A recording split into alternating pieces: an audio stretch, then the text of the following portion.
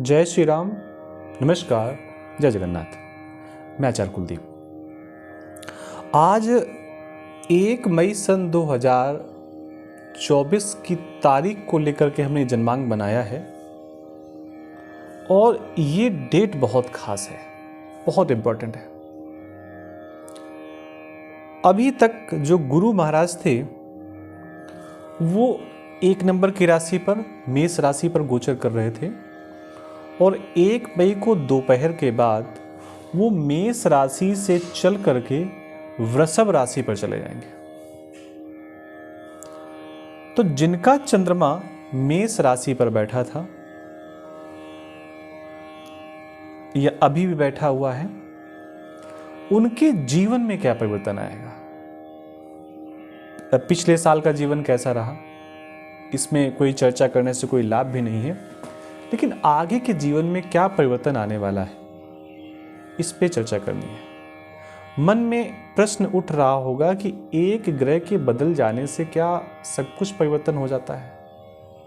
कुछ लोगों के मन में हो रहा होगा कि मेरी जन्म कुंडली पर तो विष दोष बना हुआ है, पित्त दोष बना हुआ है, काल सर्प दोष बना हुआ है, तो क्या ये एक ग्रह परिवर्तित होकर के हमारे जन्म कुंडली के ऐसे दोषों को दूर कर पाएगा?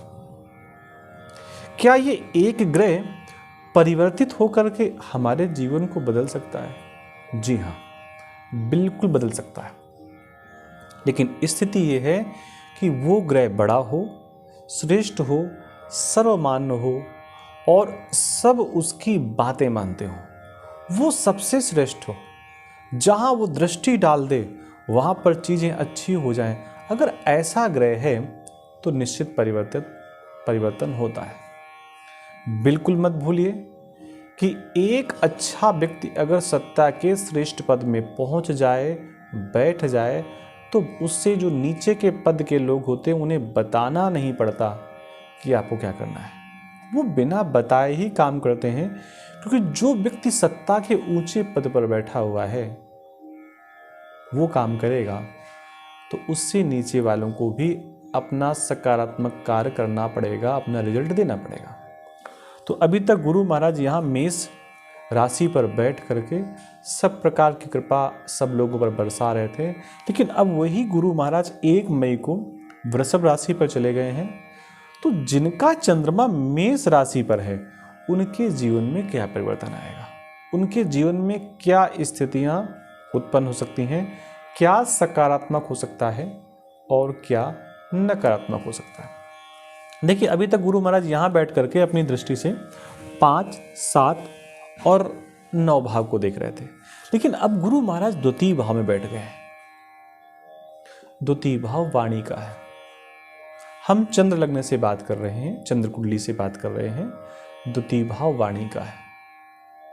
द्वितीय भाव धन का भी है। अब वाणी और धन दोनों एक साथ कनेक्टेड है। गुरु महाराज जिस भाव में बैठते हैं उस भाव को थोड़ा सा अव्यवस्थित करते हैं, साथ में जहां पर दृष्टि डालते हैं उन भावों को अच्छा करने का प्रयास करते हैं। चंद्रमा से दूसरा भाव व्यक्ति के परिवार का भी भाव है, व्यक्ति के मैत्री का भाव है। तो यहाँ पर कई चीजें एक साथ जुड़ गई। धन का भाव, बचा हुआ धन, परिवार, मैत्री, ये कई शब्द एक साथ जुड़ गए। तो कहाँ पर क्या असर होगा इसको आप थोड़ा थोड़ा समझते जाइए। अगर चंद्रमा आपका मेष राशि पर बैठा हुआ है, दूसरे भाव पर गुरु बैठा हुआ है, तो ये समझिए कि चंद्रमा के एक तरफ सकारात्मक ग्रह बैठ गया है, पॉजिटिव ग्रह बैठ गया है। तो इस जातक के लिए, मेष लग्न वालों के लिए ये समय जो 1 साल का होगा, लगभग 13 महीने का, ये बहुत अच्छा होने वाला है। चंद्रमा से द्वितीय भाव में गुरु बैठे हुए हैं, व्यक्ति की वाणी बहुत अच्छी होने वाली है। वाणी के माध्यम से जातक के रुके हुए कार्य बन जाएंगे, परिवर्तित हो जाएंगे। लेकिन एक चीज़ और भी है, गुरु महाराज जहाँ बैठते हैं वहाँ थोड़ा सा नकारात्मक करते हैं, तो ऐसी स्थिति में यहाँ धन के भाव को डिस्टर्ब कर सकते हैं। लेकिन धन का भाव डिस्टर्ब कैसे होगा उसके लिए आप समझिए। वाणी ऐसी बोली जाएगी कि हो सकता है कि निगेटिव वाणी होने के कारण उसके जो परिणाम है उसकी पूर्ति धन करे तो बहुत सोच समझ करके अपनी भाषा का उपयोग करना चाहिए। वैसे गुरु बैठे हैं, अच्छी भाषा व्यक्ति का उपयोग करेगा, अच्छी वाणी का उपयोग करेगा, इसमें कोई संदेह नहीं। गुरु महाराज यहाँ से बैठ करके 1 2 3 4 5 केतु महाराज जिस भाव से जुड़ जाते हैं, जहाँ बैठ जाते हैं, वहाँ पर कैंची चला देते हैं। जब कोई आचार आपके घर में नौग्रह बनाए तो वहाँ पर देखिए केतु का जो निशान होता है वो झंडे के जैसा होता है, उसको झंडा भी कह सकते हैं, कुल्हाड़ी के जैसा भी होता है, जिसमें दोनों तरफ नोक होती है।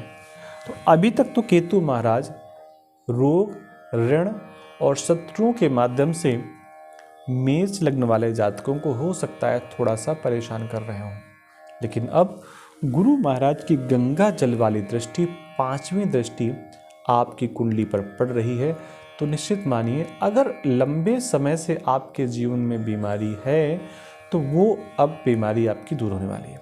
1 साल तक आपका शरीर स्वस्थ रहने वाला है, रोग किसी प्रकार से आपके ऊपर हावी नहीं होगा, शत्रु जो हैं आपके शांत रहेंगे, ऐसा मान करके चलिए। गुरु महाराज की 7वीं दृष्टि आपके अष्टम भाव पर पड़ रही है। अष्टम भाव आयु का भी होता है, अष्टम भाव रिसर्च का भी होता है, अष्टम भाव नए इनोवेशन का भी होता है।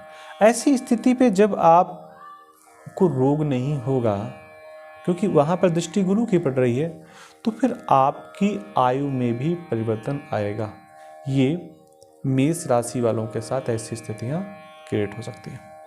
उसके बाद गुरु महाराज की 9वीं दृष्टि आपके कर्म क्षेत्र पर पड़ रही है। यहाँ से 10वां भाव है ना, आपके कर्म क्षेत्र पर पड़ रही है। इस समय आपको आपकी फील्ड में अधिकतम कार्य करने का मौका मिल सकता है। आपके जीवन में ढेर सारे कार्य आ सकते हैं। आप ये भी कह सकते हैं कि मैं काम करते करते थक जाता हूँ, इतना मुझे काम करना पड़ता है। कोई बात नहीं, हम इसको थोड़ा सा खराब नहीं मानते, क्योंकि काम होगा, कार्य होगा, तभी व्यक्ति जीवन में कई प्रकार की सफलताओं को प्राप्त कर पाएगा। तो ये समय मेष लग्न वालों के लिए बहुत अच्छा है, बहुत अच्छा है। क्योंकि कारण क्या है, रोग व्यक्ति के जीवन में आएंगे नहीं, उम्र से संबंधित समस्या होनी नहीं है, और कार्य क्षेत्र भी आपका बढ़ना है, ऐसा आप मान कर चलिए। लेकिन ऐसा कैसे हो सकता है कि सब कुछ अच्छा ही अच्छा हो और कुछ नकारात्मक न हो? तो नकारात्मक भी है। शनि महाराज यहाँ से बैठ करके अपनी बिल्कुल सबसे पहली वाली दृष्टि, देखिए जैसे कक्षा में 4 बच्चे अपराध करते हैं तो जो अध्यापक पहले बच्चे को दंड देता है, तो पहले बच्चे को दंड ज़्यादा देता है, उसके बाद वाले को उससे कम, उसके बाद वाले को सबसे कम। ठीक इसी प्रकार शनि महाराज की पहली दृष्टि यहाँ पर पड़ रही है, चंद्रमा के ऊपर पड़ रही है, आपके ऊपर पड़ रही है, लग्न के ऊपर पड़ रही है। चंद्रमा एक छोटा सा मासूम सा नाजुक सा प्लेनेट है, बड़ा कोमल प्लेनेट है, और इतने भारी ग्रह की दृष्टि पड़ रही है। तो ऐसी स्थिति में आपको मानसिक तनाव से भी गुजरना पड़ सकता है। तो करना क्या है, चंद्रमा नियंत्रण होते हैं भगवान शिव की उपासना से। ऐसे शिव, ऐसे महादेव की फोटो अपने घर के आंगन पर लगाएं जिन महादेव के मस्तक पर अर्ध चंद्रमा विराजित हो। ऐसे महादेव को अगर आप प्रणाम करते हैं तो निश्चित मानिए भगवान शिव आपके जीवन के कष्टों को हर हर हर हर करके हरण कर लेंगे, आपको पता नहीं चलेगा।